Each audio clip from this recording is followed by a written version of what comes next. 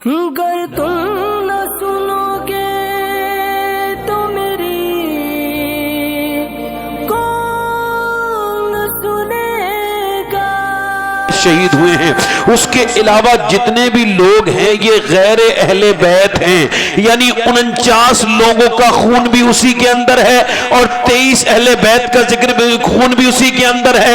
अब तवज्जो करो, यूं होना चाहिए था कि हुजूर अपने घर वालों का खून अलग शीशी में रखते और हुसैन के चाहने वालों का खून अलग शीशी में रखते, मगर सबका खून एक तरफ मिला दिया और मिलाने के बाद मेरे पैगंबर ने दुनिया को यह पैगाम दे दिया कि जो दुनिया में मेरी औलाद के साथ रहा है वो आखिरत में भी मेरी औलाद के साथ ही रहे। अकबर माशाअल्लाह।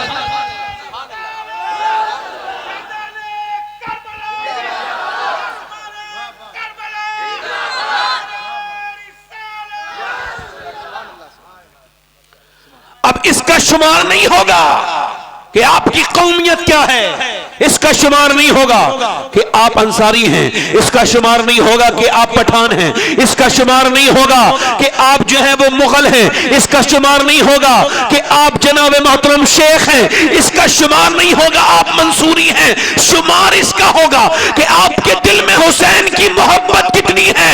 अगर मोहब्बत हुसैन दिल में है तो जहां कयामत के दिन हुसैन होंगे वहीं उनके गुलाम भी नजर आएंगे। सुभान अल्लाह सुभान अल्लाह सुभान अल्लाह। अमूमन मैं इतनी फोर्स से तकरीर शुरू नहीं करता हूं, थोड़ी देर लगाता हूं, मगर जब इमाम की बात आए तो थोड़ा जज्बात पे कंट्रोल करना मुश्किल है। एक साहब कह रहे थे आप इतनी जोर से क्यों बोलते हैं, मैंने कहा अल्लाह ने मुझको आवाज दी है, आप बोल के देखो बीमार पड़ जाओगे। तवज्जो है कि नहीं? जोर से वो बोलता है जिसकी बात सच हो, जरा जोर से तो बोलो। कानों में वो बोलता है जो गीबतें करता है, चुगलियां करता है। हम तो अल्हम्दुलिल्लाह इमाम हुसैन की शान बयान कर रहे हैं। दुआ करो कि हम भी बयान करें, हमारी नस्लें भी बयान करें। जो हुजूर की औलाद से मोहब्बत करेगा, हुजूर ने सारे करबला वालों का खून नहीं मिलाया है, बल्कि ये बता दिया है कि जो मेरे हुसैन के साथ दुनिया में हैं, मैं जब कयामत के दिन देखूंगा तो जैसे एक शीशी में हुर का खून भी देख रहा हूं और एक ही शीशी में अब्बास का खून भी देख रहा हूं, ऐसे ही उसी नजर से मैं अपनी औलाद को देखूंगा जिस नजर से अपनी औलाद के मोहब्बत करने वालों को देखूंगा, नजर से उसे। 2-3 शेर किसी ने फरमाइश की, पढ़ दूं 2-3 शेर। अब ये मेरे बाद नूर मुजस्सम साहब क़िबला शायर इस्लाम तशरीफ लाएंगे, वो पढ़ेंगे। और मुझे कुछ खबर नहीं थी कि आपकी क्या प्लानिंग थे, मैं 2-3 शेर पढ़ता हूं, जरा दिल लगा के बोले सुभान अल्लाह। मेरा हुसैन बाग़ नबूवत का फूल है,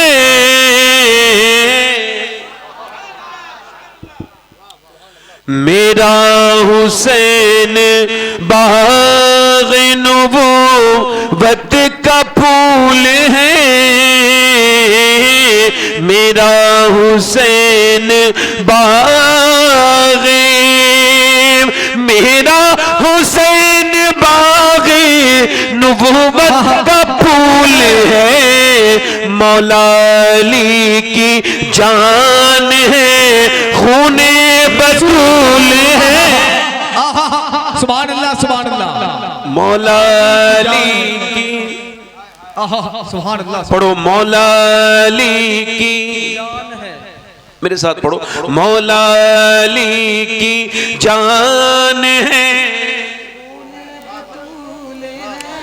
और गुजरा जहां जहां से नवासा रसूल का, गुजरा जहां जहां से नवासा, गुजरा जहां जहां से नवासा रसूल का, अब तक वहां खुदा के करम का नुज़ूल है।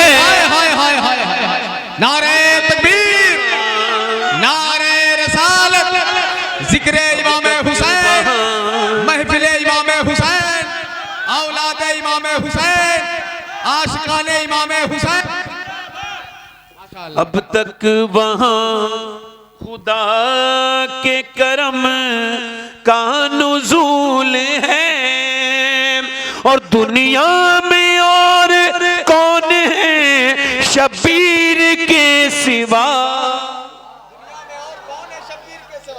किसी को सफारी पे नाज है, किसी को फरारी पे नाज है, किसी को जो है हेक्टर पे नाज है।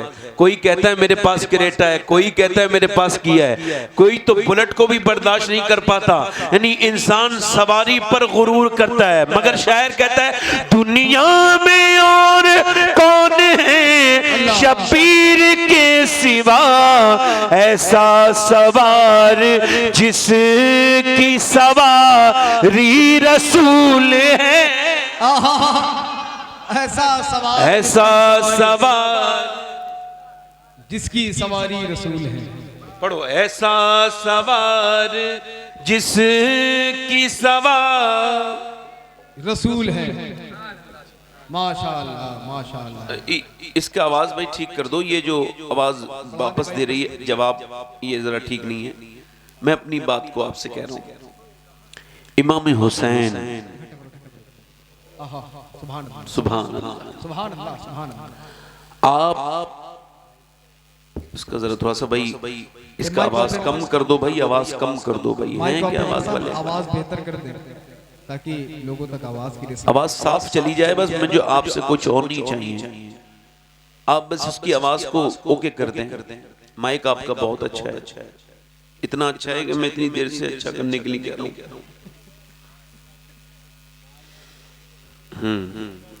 मेरी तरफ तवज्जो करो। अल्हम्दुलिल्लाह हम हुसैन के गुलाम हैं। आला हज़रत फरमाते हैं क्या बात रज़ा, क्या बात रज़ा उस चमनिस्ताने करम की,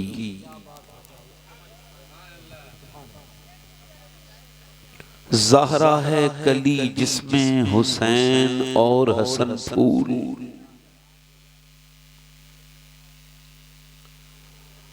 कायनात में इंसान तकदीर को मानेगा, बगैर तकदीर के माने हुए इंसान कामयाब नहीं हो सकता। ठीक, तकदीर को न मानना ये कुफ्र है। क्या है बोलो? लोग कहते हैं कि बंदा जन्म से महान नहीं होता, कर्म से महान होता है। ये उनकी अपनी सोच है कि जन्म से महान नहीं होता, मगर मुसलमान ये मानते हैं कि इंसान जन्म से जरूर महान होता है, क्योंकि ये अल्लाह का शुक्र है। अगर वो नहीं मानेगा तो ना शुक्रा होगा कि अल्लाह ने तुझे बगैर तेरे चाहते हुए मुसलमान बना के पैदा किया, मुशरिक और काफिर नहीं बनाया, लिहाजा तू जन्म से बरकत वाला होगा। किसी की पैदाइश में अपने कोई रोल नहीं, ना कोई अपनी मर्जी से मर सकता है, ना जिंदा हो सकता है, ना किसी ने आज तक अपने बाप को चुना है। अच्छा, अगर बाप अपनी मर्जी से चुनने की अथॉरिटी होती तो कोई गरीब के घर औलादे पैदा होती?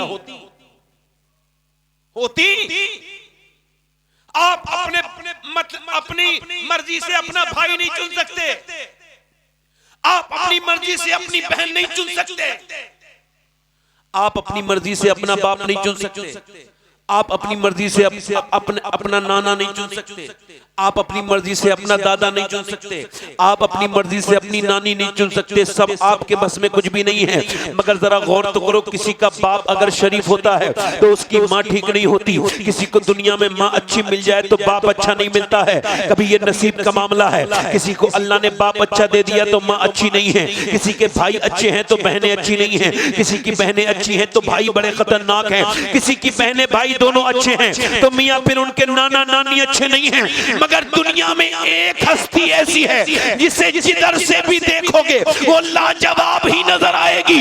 अगर उसकी माँ को देखो तो लाजवाब, अगर उसके भाई को देखो तो लाजवाब, अगर उसका भाई देखो तो वो हसन, इमाम हसन मुश्तबा है जो कि तमाम जन्नती जवानों का सरदार है। उसकी बहन सैयदा ज़ैनब अपने जमाने की औरतों की सरदारा है, उसकी माँ फातिमा सारी जन्नती जवान औरतों की सरदारा है, उसका बाप अली सारे वलियों का सरदार है और उसका नाना सारे नबियों का सरदार है।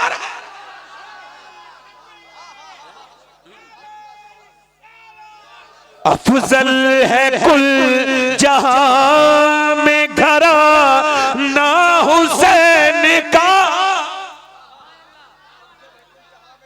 अफजल है कुल जहां में घराना हुसैन का, नबियों का ताजदार है नाना हुसैन का।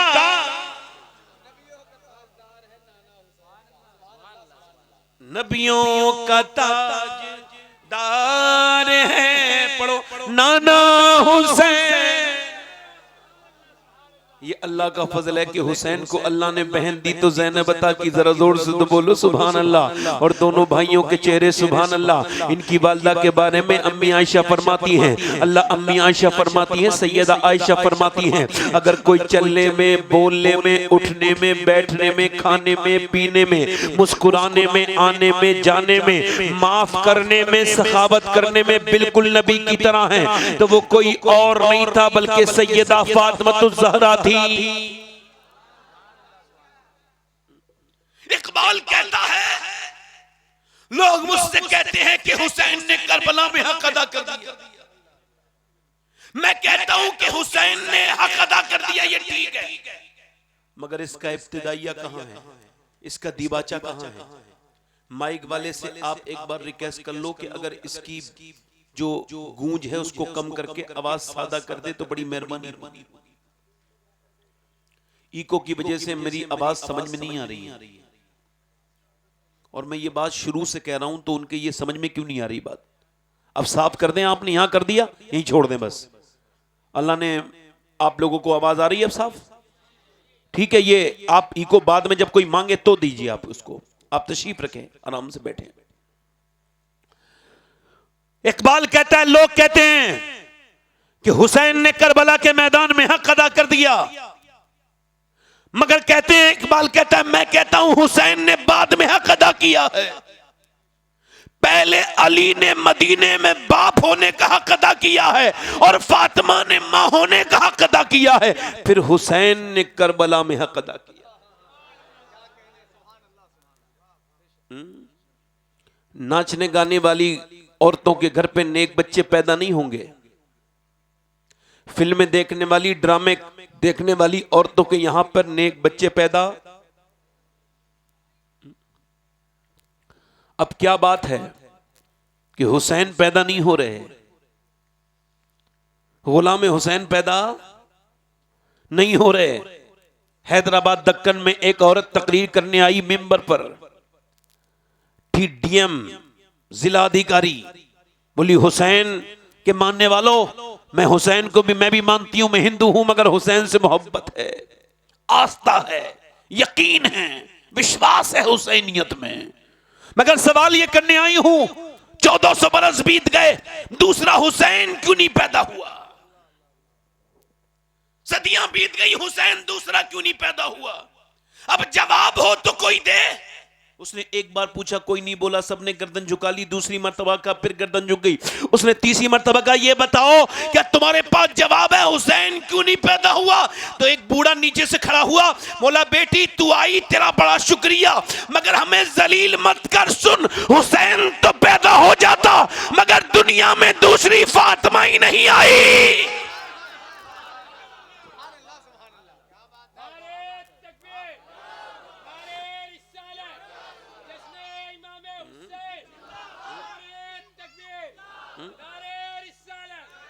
फला की लड़की ने नाक कटा दी, इसकी लड़की ने नाक कटा दी, उसकी लड़की ने नाक कटा दी, उसकी लड़की उसके साथ भाग गई, फला की लड़की ने उसके साथ भाग गई। माज़अल्लाह ये सब खबरें सुनने को मिलती हैं। बड़ा अफसोस होता है मुझे लोगों की दिमाग पर। वो कहते हैं लड़की चली गई, लड़की कैसे जा सकती है?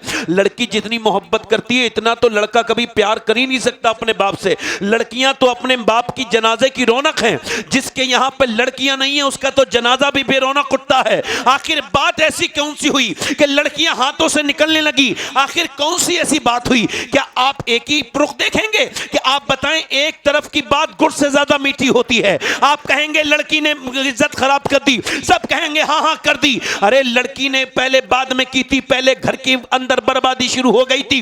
वो लड़की जरा तवज्जो करो, जब जवान होने लगी, जब उसने थोड़ा होश संभाला तो उसने देखा उसके घर में गाने बज रहे हैं, उसके घर में बड़ी सी टीवी चल रही है, उसकी माँ वहीं बैठी है, उसका भाई वहीं बैठा है, उसकी बहनें वहीं बैठी हैं, उसके रिश्तेदार सब वहीं पे बैठे हैं, उसकी माँ देख रही है फिल्म, उसका बाप बेगैरत वहां गंदी तस्वीरें देख रहा है। और उसकी माँ जब देखती है फिल्म के अंदर कि दो हीरो हीरोइन मिलते हैं तो बड़ी खुश होती है, जब नहीं मिलते हैं तो बड़े रोने लगती है। इमोशनल सील पे माँ को टीवी के सामने रोते देखते देखते लड़की जवान हो गई, उसके ख्यालात बिगड़ने लगे, अपनी माँ की तरह देखने लगे। याद रखो जब मियाँ बीबी की शादी होती है तो उसमें दो किरदार निकल के आते हैं, एक किरदार होता है मनफी, एक होता है मुस्बत। याद रखो जब एक आदमी अपनी बीबी को मारता है और वो अपने बच्चे के सामने भी मारता है, उसका बेटा बड़ा होता है तब भी मारता है, एक दिन वो आता है कि बाप का बेटा अपने बाप का हाथ पकड़ के कहता है तू अब मेरी माँ को मार नहीं सकता है।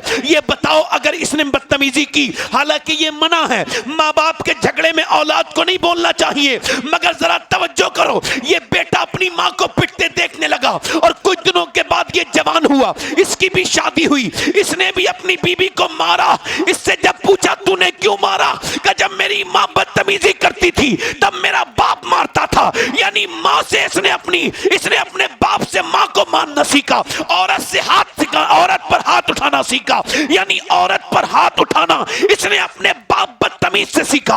और दूसरा किरदार भी घरी में जन्म ले रहा था, वो दूसरी लड़की थी, वो लड़की देख रही थी मेरी माँ जबान चलाती है, अब इसने भी जबान चलाना शुरू की। तवज्जो करो, दो बदतमीज, दो माँ बापों की बदतमीज औलादें बदतमीज होती हैं।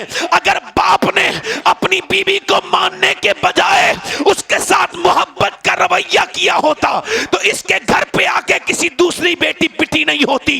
इसका मतलब बिल्कुल साफ है और इसमें समझाने की कोई जरूरत नहीं है। बेटी बचपन से फिल्म देखती रही, उसके जज्बात बिगड़ते रहे, बड़े होके अगर वो भाग गई तो इसमें हैरत की बात नहीं है। अगर बेटी ने अपनी माँ को टीवी के सामने रोने के बजाय अगर अल्लाह के सामने रोते देखा होता तो वो कभी भागती नहीं, बल्कि अल्लाह के फजल से वो अपने खानदान का नाम रोशन कर देती। खानदान का नाम न चलाओ, इसे न चलाओ, खानदान का नाम नहीं, अल्लाह का शुक्र है, जोर से बोलो, खानदान का नाम रोशन कर देती। अगर वो ये देखती कि मेरी माँ क्या कर रही है तो वो रोशन कर देती, अपनी माँ को देख करके करती। माँ को देखा देखी तो बेटियां करती हैं, माँ जैसी होती है जवाब जैसा होता है। मौला कायनात मौला अली फरमाते हैं जब मेरी शादी हुई, और दुनिया में कितनी शादियां हुई, मगर हुजूर ने फरमाया मैंने अली की शादी और फातिमा की शादी के लिए अपने रब की बारगाह में अर्ज की तो अल्लाह ने जिब्राइल को भेज के अली को मेरी फातिमा के लिए मुंतखब कर दिया। शादी हो गई, करबला की शुरुआत, आओ सलाम करें उसके आस्ताने को, हुसैन पाल के जिसने दिया जमाने को।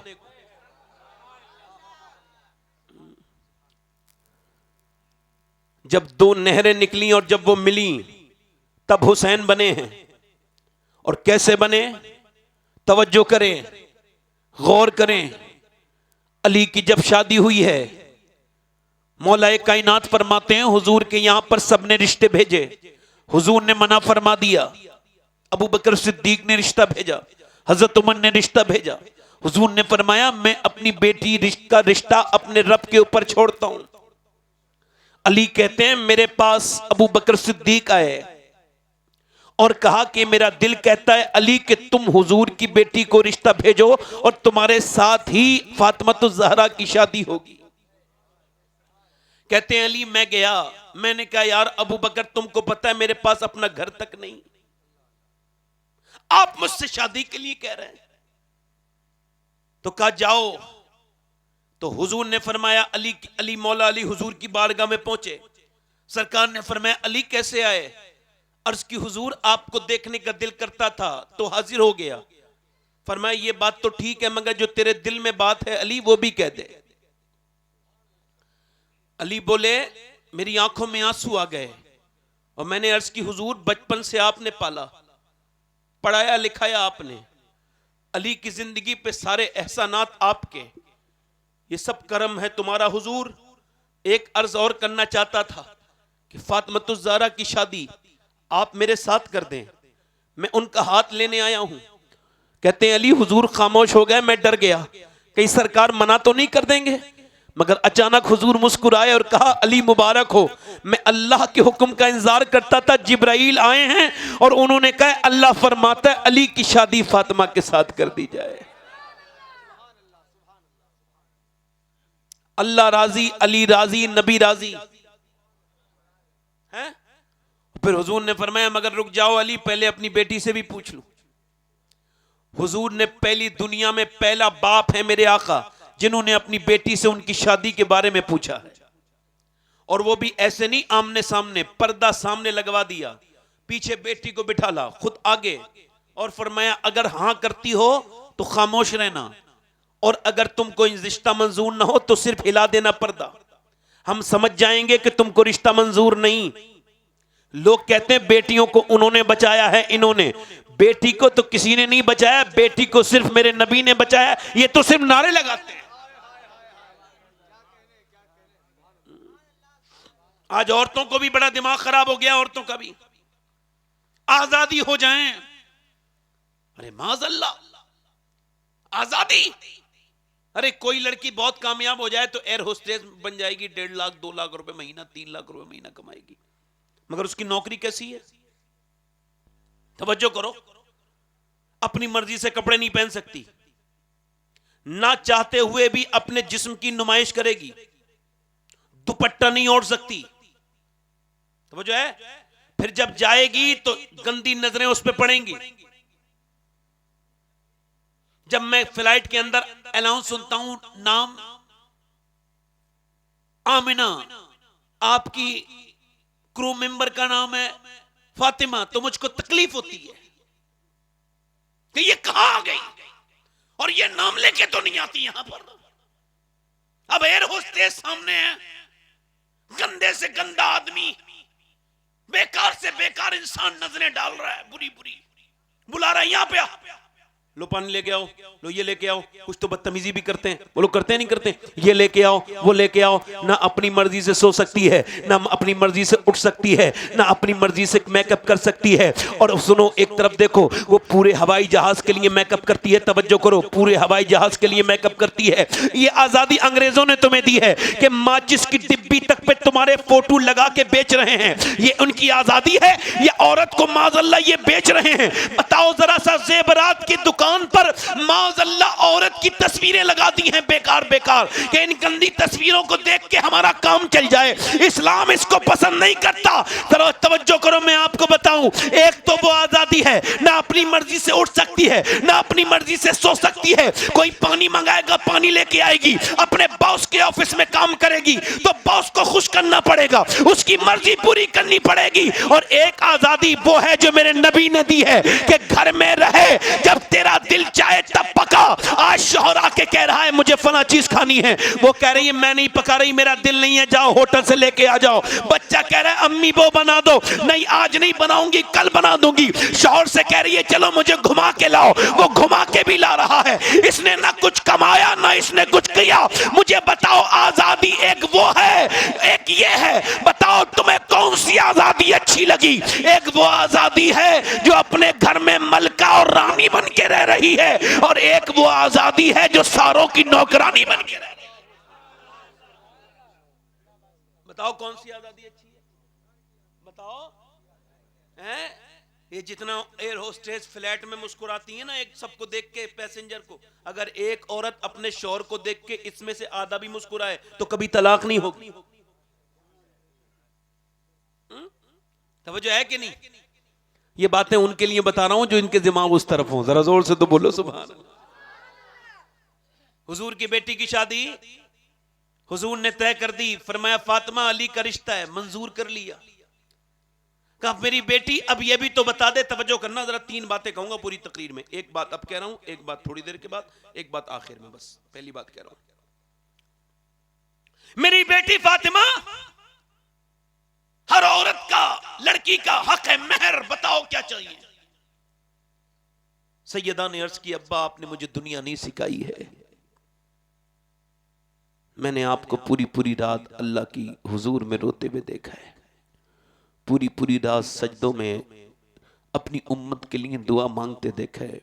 या रसूल अल्लाह, ए मेरे अब्बा, फातिमा को आपकी रजा चाहिए, तो मैं बस यही अर्ज कर रही हूँ, अगर मेरा रब फजल फरमा रहा है तो बस उससे यही अर्ज कर दें कि फातिमा अपने महर में दुनिया की कोई दौलत नहीं चाहती, बल्कि अपने अब्बा के उम्मत के गुनहगार लोगों की बख्शिश अपने महर में चाहती है।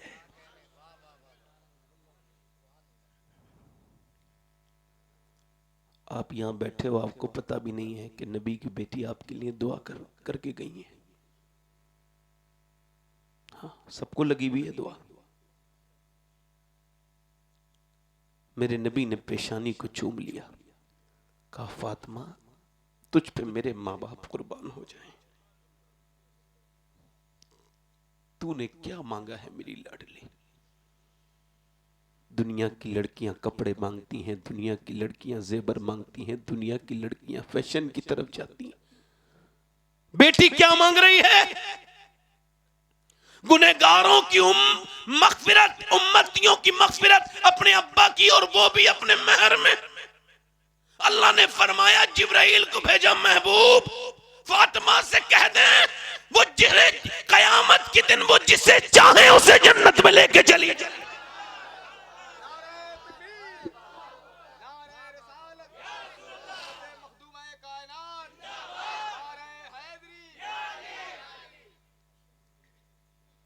देखो, घर के मुखिया में जो बात होती है वो सब में बात होती है।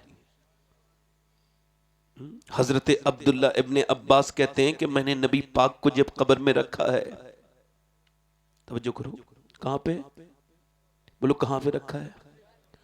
कब्र में रखा है जब नबी पाक को, तो मैंने दिल चाहा है, मैंने कहा अली एक बार हुजूर का चेहरा देख लूं।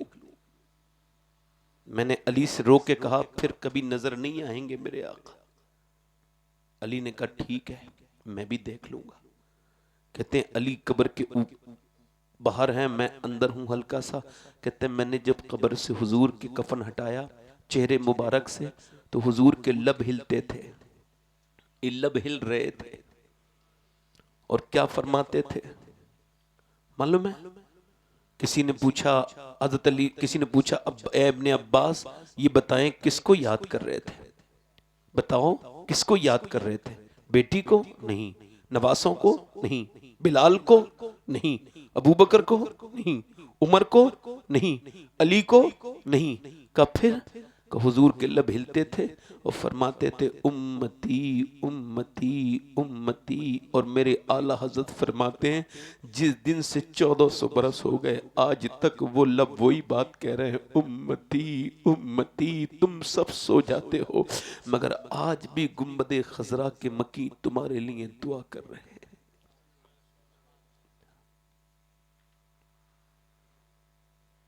हुसैन ने ये उम्मत के दर्द का सबक बचपन से पढ़ा था। मदीने में सज्जादा नशीन थे, मगर जब करबला की बात आई कि यजीद तख्त पर बैठ गया है, आपने मदीना छोड़ने की बात कही। अगर मैं मदीने में रहूंगा तो यजीद मदीने पर हमला कर देगा, और मैं नहीं चाहता कि मेरे नाना के मजार के आसपास शहर में कोई जंग और जदाल हो। तवज्जो। हजरत उस्मान गनी को जब बलवाइयों ने घेरा तो आपने फौजियों से चाहते, खलीफा थे तो चाहते तो, मगर आपने फरमाया मदीने में मैं झगड़ा, मैं अपना नाम नहीं लिखूंगा कि मदीने में मैंने तलवार उठाई थी। कुरान पढ़ रहे थे जब बलवाइयों ने दरवाजा तोड़ा, अंदर आए, आपकी बीवी ने कहा तलवार उठाइए अमीरुल मोमिनीन, सामने आपके बलवाई हैं। फरमाया नहीं, मैं मदीने में तलवार नहीं उठाऊंगा, मदीने जाना आसान है ओ उम्रे को तफरी समझने वाला, तुम्हारे ईमान बेकार हो रहे हैं। तुम मदीने गए जरूर हो, मदीने को समझे कुछ नहीं। तुमको क्या पता क्या है मदीना। हजरत इमाम हसन ने कहा था, ओ मेरे भाई हुसैन, मुझे दफन करना नाना की कब्र पे के पास।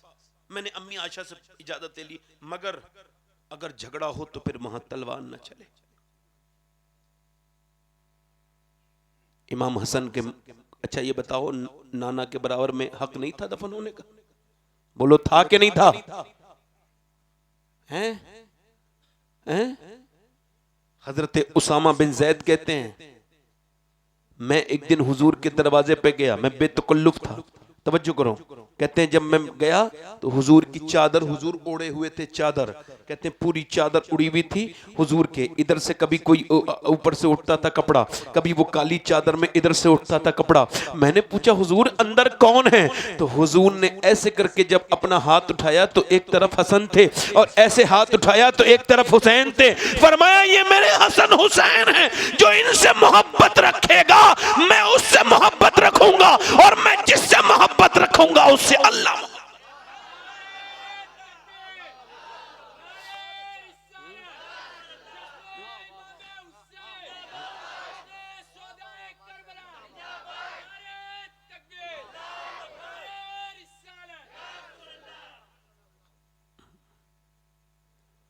इमाम मदीने को छोड़ करके करबला की तरफ जा रहे हैं। करबला हालांकि जाना नहीं चाहते थे, मगर मक्का गए। मक्के में उन कूफियों के खतूत आए, जालिमों ने, उन्होंने इतने खत लिखे कि इमाम ने इमाम मुस्लिम को भेजा, वो शहीद हो गए।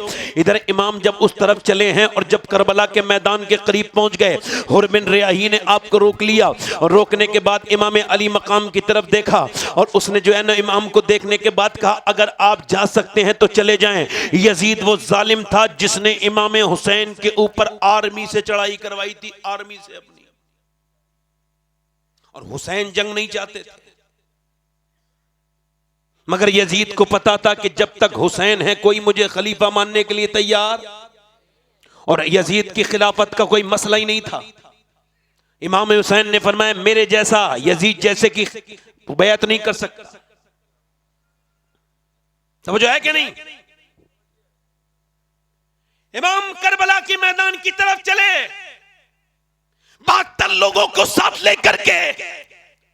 किसी ने मोहनदास करमचंद गांधी से पूछा, ब्रिटिश एम्पायर के खिलाफ लड़े हो, लड़ने के लिए चले हो, है क्या तुम्हारे पास तुम्हारा चरखा, ये तुम्हारे खादी के कपड़े, क्या इससे आजादी ले लोगे?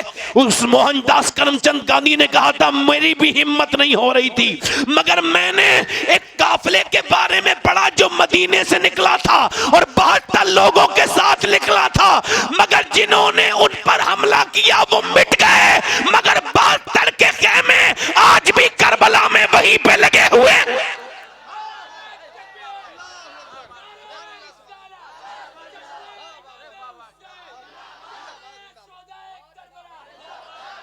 और खारजियों, वहाबियों, नजदियों, तुम क्या कहते हो कि 2 शहजादों की जंग थी?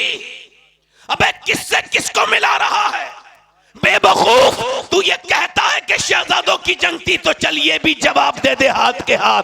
शहजादों की जंग थी तो ये बता आर्मी किसके पास थी, ताकत किसके पास थी, हुकूमत किसके पास थी, और कौन मुसाफिर था बेसरो सामानी में, ये बता दे। तो इसके बाद ये भी बता कि फिर जीता कौन? वो जीता जिसने तलवार चला के हुसैन को शहीद किया, या वो हुसैन जीता है कि जिसने सब कुछ खो के कुछ भी न खोया?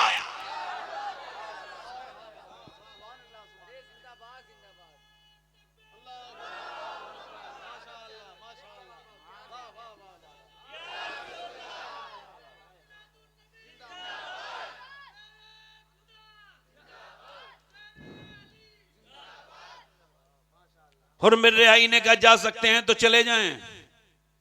इमाम ने पूरी रात घोड़ा चलाया, 3 दिन मुसलसल, मगर सुबह को वही जगह। कहा इस जगह का नाम क्या है? करबला। क्या नाम है बोलो? करबला। क्या नाम है? और हुर बिन रियाही आया, और बोला मेरा दिल नहीं करता कि मैं हुसैन के खिलाफ लड़ूं। इब्ने जियाद बोला इस तरफ दौलत है, माल है, उस तरफ मौत है। हुर ने कहा मौत है, मगर ऐसी मौत है कि जिसके बाद फिर कभी कोई मौत नहीं है। इमाम हुसैन की बारगाह में गया हुर और जाके बोला क्या आप मुझे माफ कर सकते हैं? फरमाया बिल्कुल माफ कर सकता हूं। आपने फरमाया बिल्कुल माफ कर सकता हूं। हुर ने 1 मिनट के अंदर तौबा की और जाके फिर हुसैन की तरफ से शहीद हो गया। ये नारा हुर का था जिस वक्त फौजे शाम से निकले कि देखो यूं निकलते हैं जहन्नम से खुदा वाले।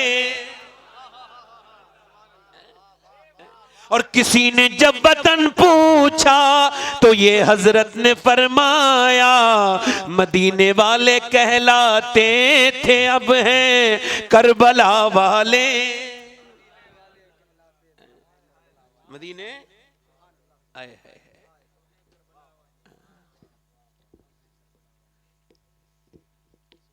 हजारों में 72 थे वो तस्लीम और रज़ा वाले। हकीकत में खुदा उनका था और वो थे खुदा वाले। तवज्जो करो इमाम अली मकाम की। ज्यादा जो है ना देर में मैंने तकरीर नहीं करनी, ज्यादा देर तक। दिल लग रहा है आप लोगों को? नहीं लग रहा है? लग रहा है, माशाअल्लाह लग रहा है। हुसैन करबला के मैदान में हैं। अच्छा ये बताओ कि जब बारिश आई तो आपको ऐसा लग रहा था अब प्रोग्राम हो पाएगा? मगर मुझको लग रहा था। क्यों? क्योंकि मेरा दिल कहता था कि अल्लाह बड़ा करम करने वाला है। वैसे तो उसकी शान है, हम तो गुलाम हैं उसके हुक्म के, कुछ नहीं कर सकते, आजिज हैं, मजबूर हैं, मगर फिर भी उम्मीद है। इमाम अली मकाम ने एक लंबी तकरीर की।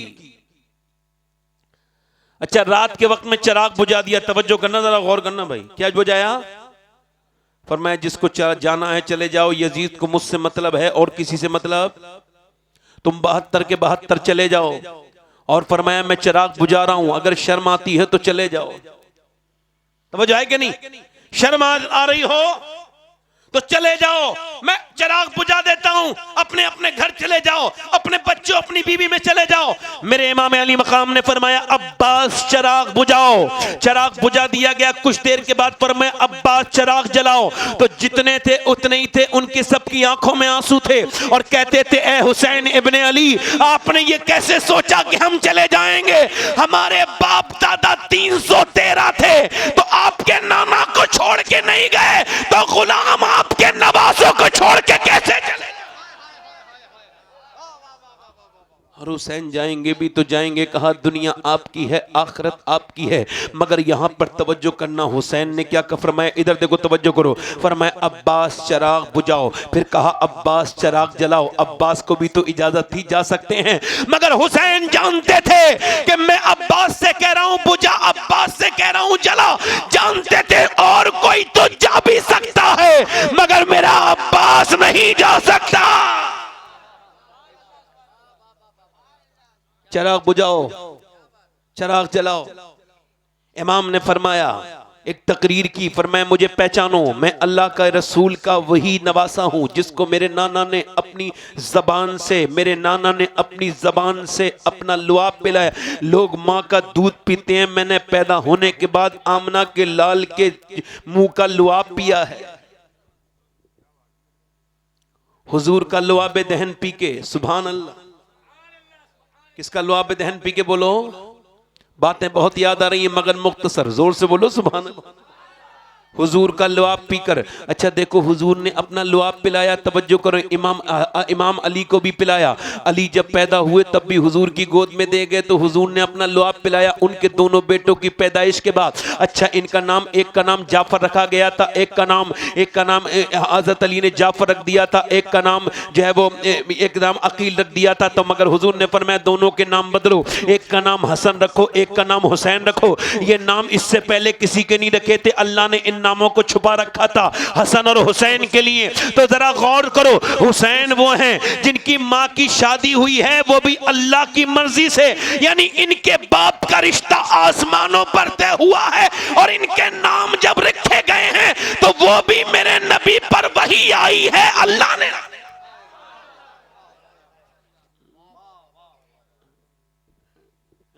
अफजल है कुल जहां में घराना हुसैन का, अफजल है कुल जहां में घराना हुसैन का, नबियों का ताजदार है नाना हुसैन का, और एक पल की थी बस हुकूमत यजीद की, सदियां हुसैन की है जमाना।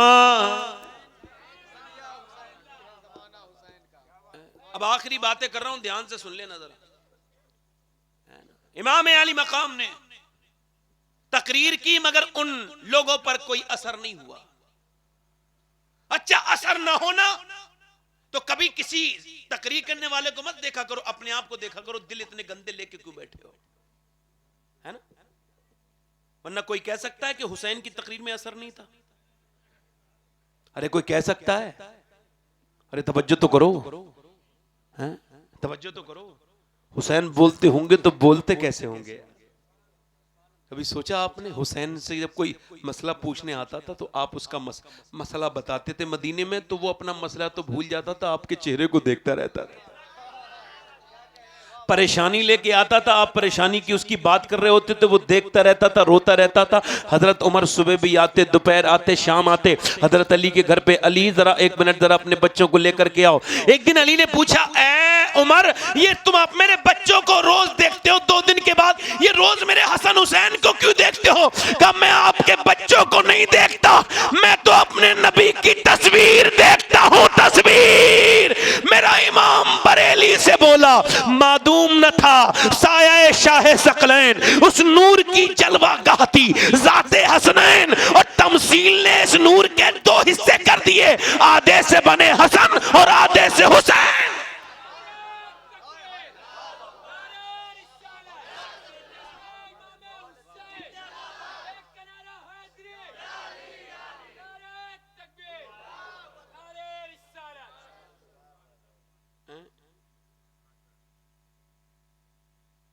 इमाम ने जब तकरीर कर ली, एक नुक्ता और आ रहा है दिमाग में, बयान कर दूं।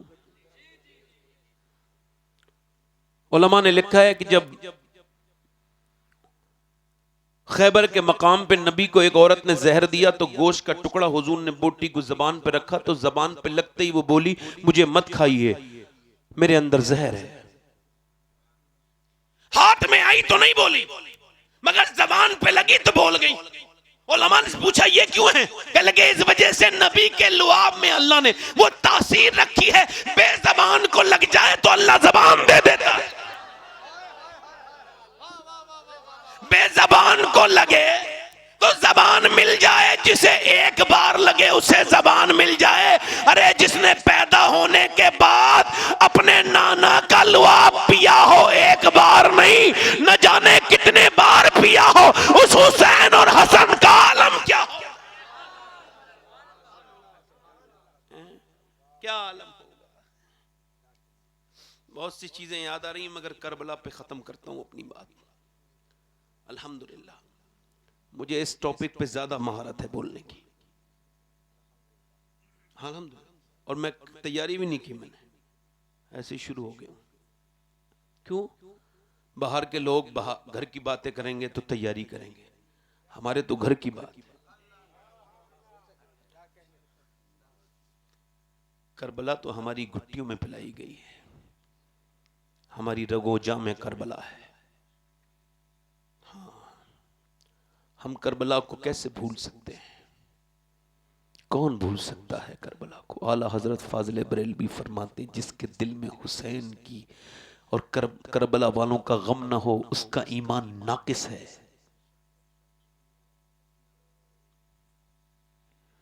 इमाम ने जब तकरीर की मगर किसी पर कोई उसका असर नहीं हुआ। वो सब दौलत के भूखे थे, बदतमीज थे, लालची, बदबख्त, जहन्नमी कुत्ते।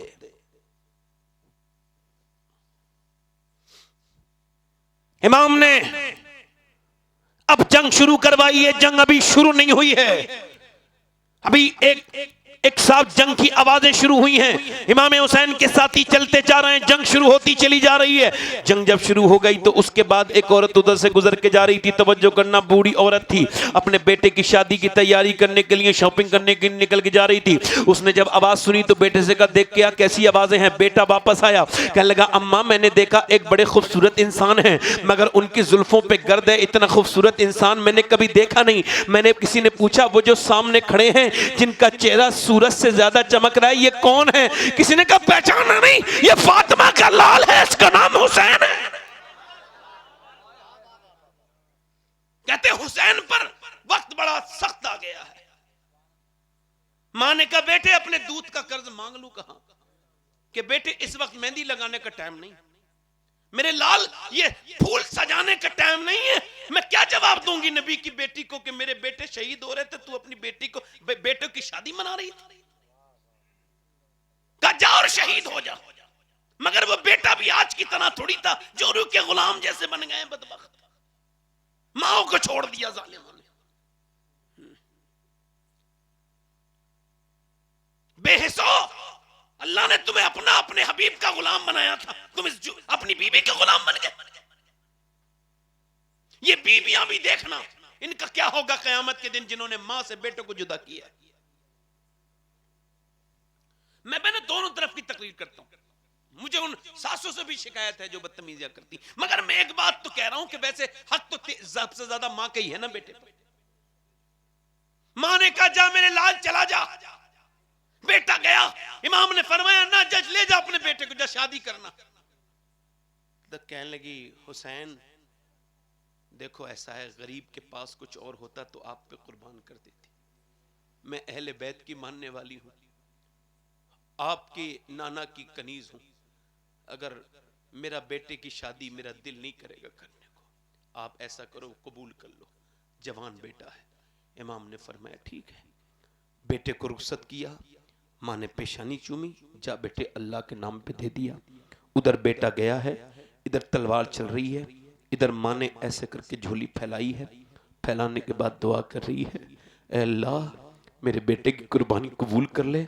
उधर से तलवार चली, गर्दन बेटे की कटी, झोली में आके गिर गई। मियाँ, माँ ने अपने बच्चे के बाल पकड़े, खोपड़ी उठाई ऊपर को, और फिर यजीदियों की तरफ फेंक के कहा, लो इसे लो, जो चीज हम अल्लाह की राह में दे देते हैं वो वापस नहीं ले।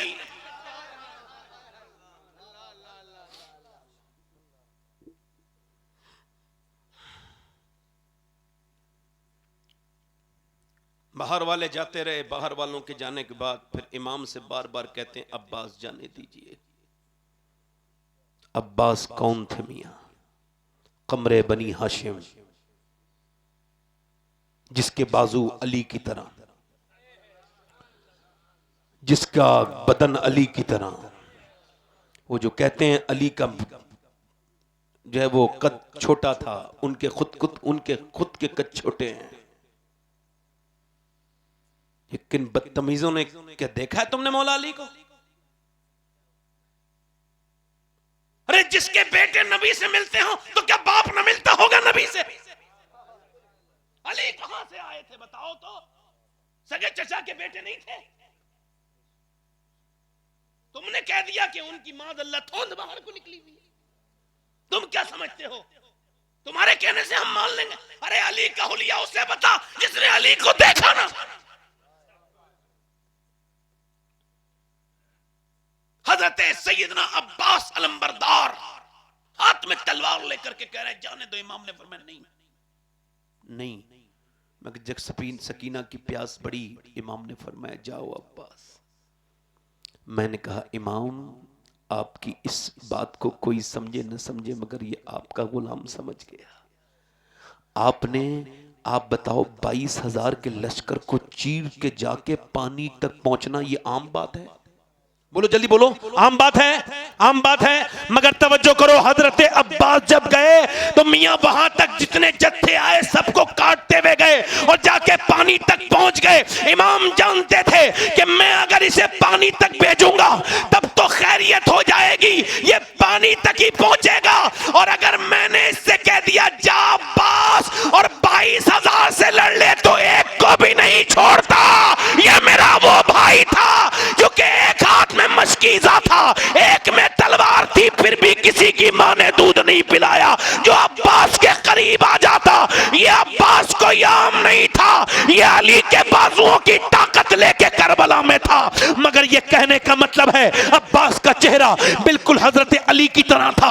और सुनो, वहां पे करबला में एक किरदार और था, एक इमाम अली मकाम के बेटे अली अकबर, उनका चेहरा नबी की तरह और सैयदा ज़ैनब का चेहरा बिल्कुल फातिमा ज़हरा की तरह। कि जब परदेश में हुसैन तुझे अली की याद आए तो अब्बास का चेहरा देख लेना, और जब तुझे परदेश में अपने नाना की याद आए तो फिर ऐसा करना कि अपने बेटे अली अकबर का चेहरा देख लेना, और जब मां फातिमा याद आए तो अपनी बहन ज़ैनब के चेहरे का दीदार कर ले।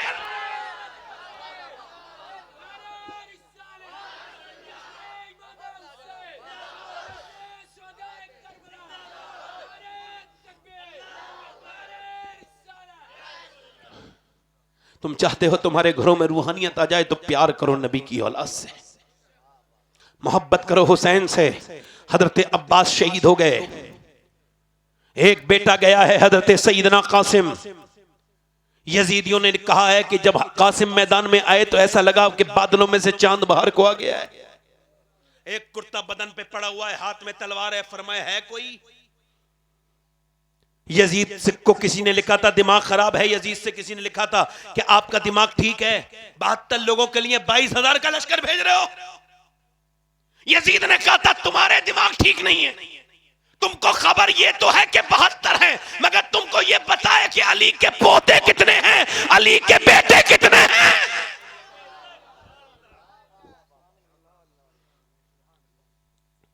कितने हैं बोलो? ये 72 हैं। इमाम ने करबला में फरमाया, हजरत कासिम गए और शिमर ने कहा जा अर्जक पहलवान से जा, अली के पोते से लड़। उसने कहा इसकी उम्र क्या कम है, छोटा है, मेरी इससे इंसल्ट होगी, मैं इसके सामने क्या लड़ूं। कहा अच्छा, कहा कहा जाओ मेरे बेटे चले जाएंगे। एक बेटा आया, हुसैन हसन के बेटे के ऊपर हमला किया, मारी ना तलवार, 2 टुकड़े, एक से घोड़े से गिरा तब जब पहले 2 टुकड़े हो गए। दूसरा आया, वो भी कत्ल। तीसरा आया, वो भी कत्ल। चौथा आया, जल्दी बोलो, चौथा आया, वो भी कत्ल।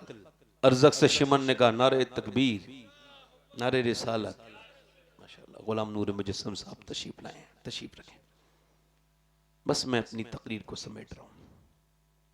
दिल लग रहा नहीं लग रहा? बोलो। 4 पहलवान के बेटे, 4 पहलवान के बेटे भी पहलवान थे, मगर चारों को भूखे प्यासे ने धज्जियां उखाड़ के रख दिया।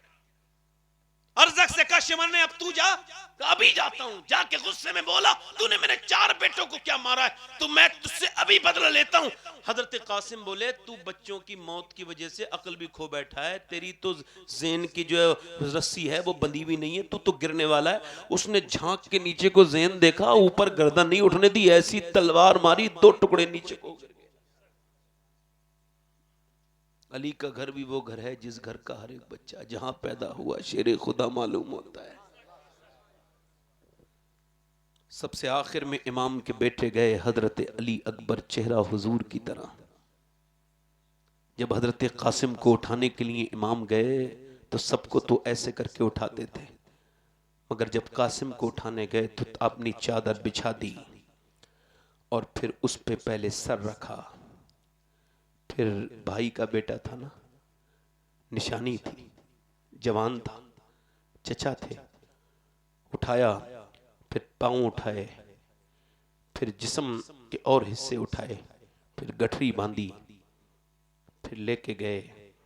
मगर जब अपना बेटा शहीद हुआ, हजरत अली अकबर।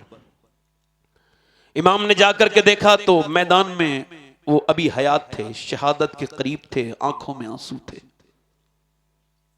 इमाम ने फरमाया, बेटे अब तक मैंने जितनी लाशें उठाई हैं किसी की आंखों में आंसू नहीं थे, मेरे लाल तुम्हारी आंखों में आंसू क्यों हैं? तो हजरत अली अकबर ने अब्बा का हाथ पकड़ा, सर उठा के कहा, मेरे अब्बा अब आप अकेले हो जाएंगे, मेरा भाई बीमार है ज़ैनुल आबिदीन, मैं शहीद हो जाऊंगा तो आप अकेले हो जाएंगे। इमाम ने फरमाया, अली अकबर जिससे अल्लाह राजी हो गया उसका कुछ बिगड़ा नहीं, और जिससे अल्लाह नाराज हो गया उसके पास कुछ बचा नहीं। इमाम ने उस जवान बेटे को भी उठाया, उसके बाद खैमे में आए, और खैमे में आने के बाद अपने बाबा अली का अपने नाना का साफा बांधा, पटका बांधा, जुब्बा अपने अब्बा का बांधा पहना, हाथ में जुल्फ़िकार ली, पीछे से एक लाठी पकड़ के कांधे पे हाथ रखता है बच्चा, पीछे देखते हैं ज़ैनुल आबिदीन है, कहा मेरे लाल? कहा अब्बा मुझे भी घोड़े पे बिठाल के तलवार दे दे, मैं भी शहीद होना चाहता हूँ। नहीं नहीं बेटे, मेरा इम्तिहान करबला में ख़त्म हो जाएगा, तेरा इम्तिहान शाम में होगा, दमिश्क में होगा, तेरा इम्तिहान मदीने तक होगा, तू मेरा खलीफा है, मेरी औलाद तुझसे चलेगी, मेरे नाना की जो बरकतें मेरे सीने में है वो तेरे सीने से चलेंगी, मेरा इल्म जो है वो तेरे साथ, मैं तुझको अपना खलीफा बनाता हूँ। सारी सारी जो है वो अमानतें इमाम ज़ैनुल आबिदीन को सौंपी। उसके बाद खैमे के अंदर गए, औरतों से कहा रोना नहीं, चीखना नहीं, चिल्लाना नहीं। सारी औरतें अब तक खामोश थीं चूंकि हुसैन थे। सैयदा ज़ैनब ने कहा किसके सहारे छोड़ के जा रहे हो? कहा जिसके सहारे हाजरा को इब्राहिम ने छोड़ा था, उसी रब के सहारे छोड़ के जा रहा हूं। मगर बेटी ने जाकर के इमाम के घोड़े को पकड़ लिया, अब्बा नहीं जाने दूंगी। सकीना ने कहा अब्बा नहीं जाने दूंगी। हुसैन ने सकीना को देखा, सब्र की तलकीन की, करबला में घोड़ा लेकर के चले गए। वो सब रिवायतें आपने सुनी होंगी कि कोई भी आपसे मुकाबला न कर सका, काट काट के गिरने लगे। मगर और बुखारी और मुस्लिम की हदीसें हैं कि फिर उस तरफ हुजूर के नवासे की तरफ जब ये तलवार से न लड़ सके तो इन्होंने फिर तीर मारे,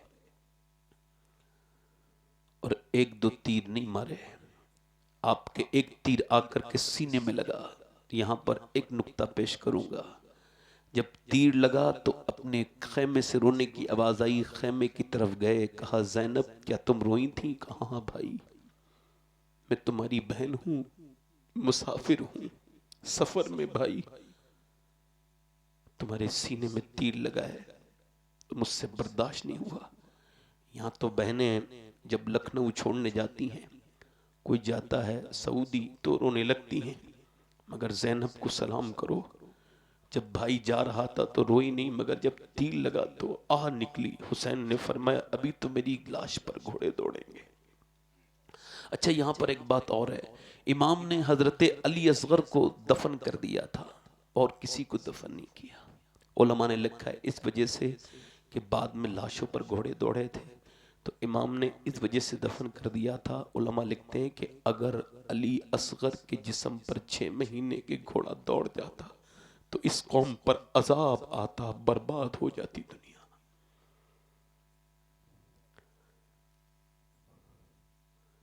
इमाम ने अपनी बहन से कहा बहन अभी तो मेरी लाश पर घोड़े दौड़ेंगे। काश के शादियों में ये बात मुझे याद रह जाए अपनी बहनों के ताल्लुक से, काश के मुझे अपनी बीबी के ताल्लुक से ये बात रह जाए कि मैं उससे हाथ जोड़ के कहूं मैं हुसैन को क्या मुंह दिखाऊंगा। हुसैन ने तो सब कुछ लुटने के बाद भी बहन से कहा था मेरी बहन, नाना की हदीस है कि औरत की आवाज भी औरत है, आवाज बाहर नहीं जानी चाहिए मेरी बहन ज़ैनब, मगर मैं तो बेगैरत हो गया, मेरी तो गैरत खत्म हो गई। इमाम ने फिर वापस घोड़ा मोड़ा, एक तीर सीने में लगा, तीर सीने से निकाल रहे थे कि दूसरा तीर माथे में लगा, माथे की हड्डी में लगा। मैं आपको बयान नहीं कर सकता कि जिस जिस्म को, जिस माथे को नबी चूमते थे उस पे कितने तीर लगे। जिस्म का कोई हिस्सा ऐसा नहीं है जिस पे 22,000 तीर चलते हों। कितने तीर सब निशाना लगा के मारे गए होंगे। इमाम के हाथ से तलवार और आप नीचे को तशरीफ ले जाने लगे घोड़े से। जब आप नीचे तशरीफ ले गए, लिखा है जब घोड़े से नीचे जा रहे थे तो इमाम ने दुआ मांगी थी, और दुआ क्या थी? ऐ अल्लाह मेरे नाना की उम्मत के गुनहगारों को बख्श दे। इमाम सजदे में गए हैं, ऊपर से जालिम है, वो कुत्ता है जहन्नम का। मेरे आका ने फरमाया जो मेरे हुसैन को कत्ल करेगा जहन्नम का आधा अजाब उसको मिलेगा, आधा सारे जहन्नमियों को मिलेगा। वो शिमर लईन, वो जालिम, इमाम अली मकाम के ऊपर एक जालिम बैठता है। इमाम ने नमाज तो पढ़ चुके थे मगर सजदा शुक्र अदा किया। क्या शुक्र अदा किया? अल्लाह तेरा शुक्र है जो तूने हुसैन की कुर्बानी को कबूल कर लिया, तूने हुसैन को इम्तिहान में कबूल कर लिया। जब इमाम के ऊपर से खंजर चल रहा हो और नीचे से तस्बीह की आवाजें आ रही हो, ऐसा सजदा देखा किसी ने? कोई ऐसा सजदा कर सकता है? अल्लाह ने फरिश्तों से कहा तुम कहते थे कि तुम सजदा करने के लिए काफी हो, इंसान को क्यों बना रहा है अल्लाह? क्या तुम ऐसा सजदा कर सकते हो जैसा हुसैन कर रहा है? क्या तुम वो जानते हो जो मैं जानता हूं? देखो फरिश्तों, तुम्हें क्या पता कि जवान बेटे को दफनाने के बाद सजदा करने का क्या मजा है? तुमको क्या पता कि छोटे बच्चों को दफनाने के बाद सजदे का क्या मजा है? जिसमें खून ही खून है, पूरा जिस्म जो है वो जख्मों से भरा हुआ है। रगे गले गुलुए हुसैन को काट दिया गया। सजदो तो सबने किए मगर तेरा जुदा अंदाज है, तूने वो सजदा किया जिस पर खुदा को नाज है। हुसैन इब्ने अली, हम आपसे शर्मिंदा हैं, बहुत शर्मिंदा हैं। आपने भूखे प्यासे नमाजें पढ़ी, हम मस्जिदों में नमाजें नहीं पढ़ पा रहे हैं। हम पंखों के नीचे नमाजें नहीं पढ़ पा रहे हैं। हम दुनियादार बन गए, पूरे दिन में एक बार भी मौत के बारे में नहीं सोचते। इमाम जब शहीद हुए, घोड़े दौड़ने लगे लाशों पर, उधर असर की नमाज का सूरज डूबने लगा तो इमाम ने की बहन ज़ैनब ने कहा नमाज की तैयारी। काय की तैयारी बोलो? बेटियां बीबियां सब सजदे में जा रही हैं। अच्छा, ऐसी कोई नमाजें औरतें पढ़ सकती हैं? उधर लाशों पर जब घोड़े दौड़ रहे हैं तो चट चट आवाज हड्डियों की टूटने की आ रही है। उधर ज़ैनब सजदे में हैं, उधर जो है वो उम्मे रुबाब सजदे में हैं, उधर जो है वो सैयदा सकीना सजदे में हैं। जब वो नवासी, जब वो पोती सजदा करती है, औरतें उसको देख के कहती हैं जब ये पोती ऐसे सजदे करती है तो इसकी दादी फातिमा के सजदे का आलम क्या होगा? क्या दुनिया में कोई ऐसी भी औरतें देखी कि जिनके 72 जिनके लोग, जिनके घर के बच्चे शौहर, जिनके लाशें जो है वो जमीन पे पड़ी हो, उन पर घोड़े दौड़ रहे हो और वो नमाजें पढ़ रही हो? क्या मुंह दिखाएंगी ये औरतें कयामत के दिन? उन करबला की बीबियों को ये कुछ मुंह नहीं दिखा पाएंगी। आज वक्त है कि तौबा कर लें अपनी बेनमाजी होने से। आज वक्त है मेरे दोस्तों, मेरे भाइयों, आपके सामने इससे ज्यादा कुछ बयान नहीं कर सकता हूं। इतना जरूर कर सकता हूं कि हर बुराई का नाम यजीद है, हर अच्छाई का नाम हुसैन है।